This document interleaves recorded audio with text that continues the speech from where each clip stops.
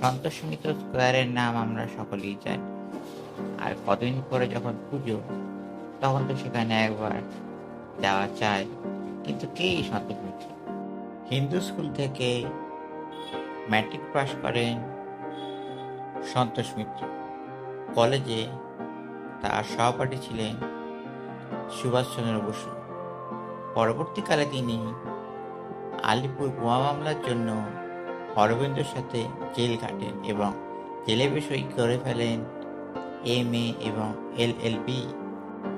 পরবর্তী সময় বিপ্লবী আন্দোলনের জন্য 1930 সালে তার মতো বিপ্লবীদের অন্য একটি জেলে রাখা হয়। সেই জেলটা ছিল হিজলি। হিজলি ছিল কলকাতা থেকে 133 কিলোমিটার দূরে। ব্রিটিশ সরকার সেই সময় এই জেলটি তৈরি করার নির্দেশ দেয়। আর এখানেই ছিল সন্তোষ মিত্র সহ আরো অনেকে।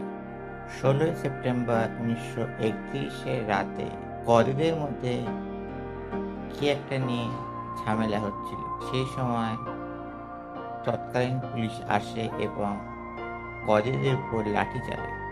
বন্দীদেরকে লাঠিচার্জের প্রতিবাদের জন্য নিজেদের সেল থেকে বেরিয়ে আসেন সন্তোষ মিত্র এবং তারকেশ্বর সেন। সেই সময় তাদেরকে পুলিশ গুলি করে এবং সেখানেই তাদের মৃত্যু হয়।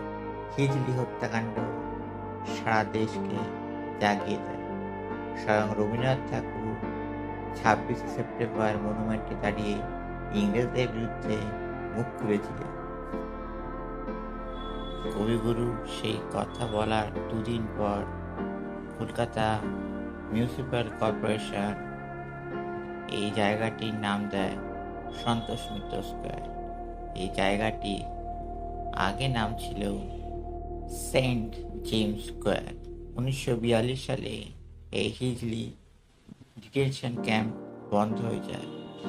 ঠিক যে জায়গাটায় সন্তোষ মিত্র মারা গেছে সেখানে এখন IIT খড়গপুর, এবং এখানে যেই ঘরে তাদের ডিটেনশন বা বন্দি করে রাখা হয়েছিল সেই ঘরের নাম শহীদ ভবন।